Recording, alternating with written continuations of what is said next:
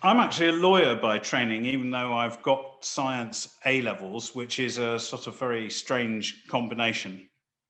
Um, After spending my career in the legal profession, I was fortunate to be asked to join the board of trustees at Bletchley Park.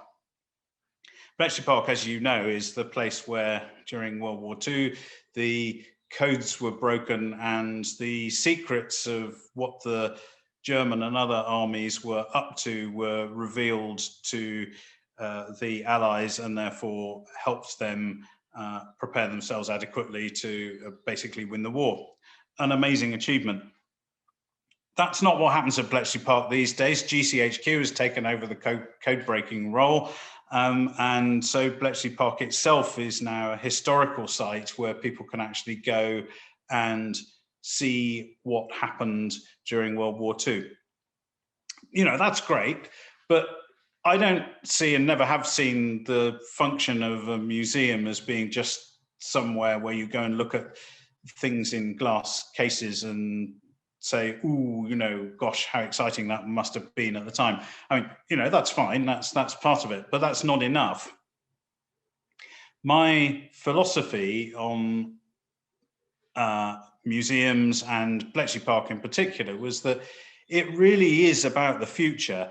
It's about what lessons can we learn from what happened in the past, and how is that relevant to our lives today? And if you think about what happened at Bletchley Park, it's about things like cybersecurity. It's about how do you keep your communications safe? It's about hacking. It's about computer science. It's about the development of technology to tackle problems that historically were being solved using square paper and pencils. And I think that's all immensely exciting. And yeah, there's that. I don't seek to take away from the sort of historical interest side of things, but I think that actually what it's about is using those historical stories to encourage people to find out stuff about the present and indeed what they can do in the future.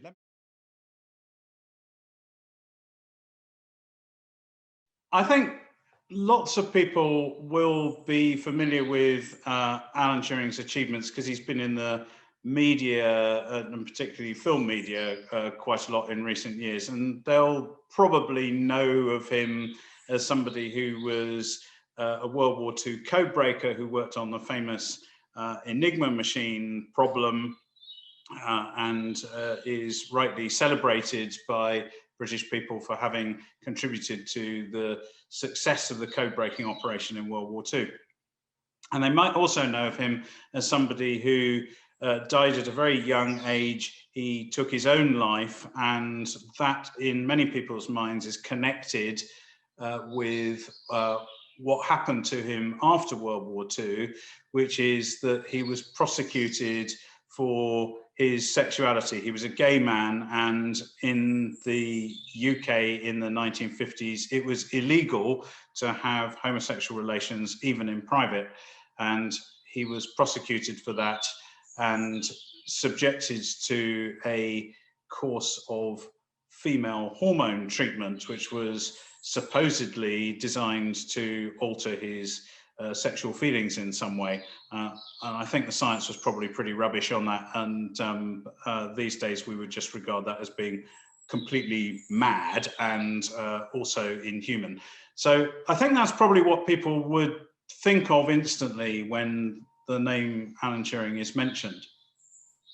But from my perspective, it's actually about rather a lot more than that, because first of all, although he was indeed at Bletchley Park and one of their leading figures breaking codes during World War II, he wasn't really the primary code breaker there, and he didn't spend a great deal of time during World War II on that. What he was really famous for in his lifetime was as a mathematician and the founder of computer science as we know it today. He was instrumental in building some of the world's first computers. And then he set to work using those computers to solve all sorts of interesting puzzles. And here's the thing. In the post-war period, people thought that mathematics was all about big arithmetical calculations, and in particular what the military were excited about was how you calculated the direction of the trajectory of a ballistic missile. And for Alan Turing, that was all very well, and frankly, it was a bit boring because he recognized that you could use computers for all sorts of exciting things. And so what he was interested in was the possibility that you could develop machine learning, and he was interested in how you could use computers to model the behavior of pattern formation in animals and plants. So, you know, it was about a whole load of other things and not just about boring old military stuff and trajectories. I think what you can see from the Alan Turing example is that mathematics is about so much more than arithmetic. I think people get obsessed with having to do things like learn your times tables and learn how to do long division and all that kind of stuff. That's basically the building blocks. Once you've done that, then the doors start to open and things become really exciting. You can use mathematics as a sort of like a gateway to other worlds, in a sense. Let me just give you some examples. Why would a bridge that is made of steel girders not fall down? And the answer is probably, well, if you actually construct it out of triangles of steel girders as opposed to rectangles of steel girders, then it won't fall over. And that's really interesting, but is that a mathematical problem? Well, yes, it is actually, because if you start thinking about the way that triangles behave in geometry, then all becomes clear. And I think that the key to this is not thinking about mathematics just as arithmetic. I think we have a little bit of a problem in the way that we talk about mathematics to our children. And I'm not talking about people talking about mathematics in schools. I'm talking about the way that we do it in society. I think that we have got some kind of perception that mathematics is hard, and therefore that it's not suitable for everybody. I think we've got a perception that mathematics is for boys, and therefore if you're a girl, then you should be somehow steered away from it to more appropriate things. And I think these attitudes are deeply embedded. I mean, we're probably unconscious of them. I was watching a movie the other day, for example, where there's a perfectly nice family, and the kid comes home from school and dad comes home from work, and it's a stereotypic thing where mum goes off to wash her hair and dad is sat down with the kid helping him with his hard maths homework. And it seems to me that this is completely and utterly wrong. There is nothing sort of inherently sort of male about being good at mathematics, and there's nothing inherently hard about mathematics. Let's face it, some people find other subjects hard. It's all to do with what your aptitudes and your interests are. And I think that probably what we should be doing is finding those exciting stories that relate to mathematics and reminding children that there's so much fun to be had in all sorts of things that are not to do with just learning your times tables. You have to learn your times tables, but that's not the end of the story. That's kind of a staging post along a really sort of exciting journey. So it's a matter of finding ways of that mathematics can come into everything that you do at home or at school or at play, and then figure out that there is something mathematical going on there, and then everybody gets excited about it. It may be that kids are frightened by abstraction, or they're frightened by the idea that it's all about numbers and it's not about words and relationships and people. And I'm not sure that's right. And I think that if you want to look at the example of Alan Turing in this, I think that he was constantly finding new ways in which he was going to apply what he had learned as a mathematician in other fields. So let me give you an example.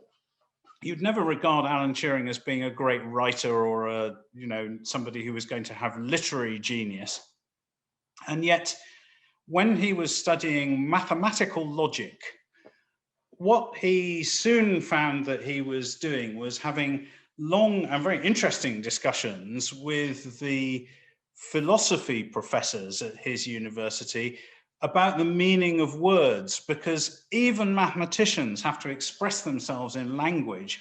And they were finding that they were getting tied up in knots because the extent to which words and sentences mean things and the way that you can twist what's going on in away from its true logical meaning is as much a mathematical problem as it is a problem in the use of language. And that was really interesting. So from day one, he's using what are essentially higher maths concepts in debates with non-mathematicians about non-mathematical stuff. And that goes on for the rest of his life, which is why he ends up at the end of his life researching the question of pattern formation on in plants and animals. And that's really interesting. I mean, I really like this stuff because why is a leopard skin got those blotches on it? Why is that?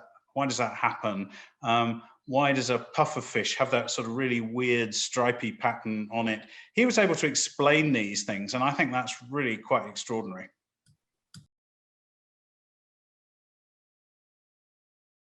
One of the things that worries me at the minute is that although we have known for more than 10 years that girls and young women don't get encouraged to go into, say, computer science, we discover that Black and ethnic minority kids get put off doing STEM subjects at A level. We have seen these underrepresentations in STEM and computer science subject areas for a very long time. And yet, obstinately, although we were aware of this, nothing seems to change. I do not blame schools for this, because I think the schools do their utmost to encourage children that they see who've got aptitudes for STEM subjects to pursue those talents that they've got. Something is happening in society that discourages people, young people, from following their own instincts and their own aptitudes. So I think it's incumbent on all of us to fight that invisible prejudice that we've got that discourages children from following what they are instinctively good at. And I think this is important. It's not just because I think the maths is fun and I think that people are missing out. I think the country is missing out. We have got to develop our tech industries. I heard the other day that we're going to need 10 times the number of PhD students in artificial intelligence if we're going to make a real go of becoming a tech nation in the coming years. 10 times. There's no way, if half the girls who could be really good at AI are being discouraged because somebody has somehow made them think that it's not feminine or it's not appropriate for them to study this subject and therefore they should do something else. That's a crying shame, and it's bad for all of us.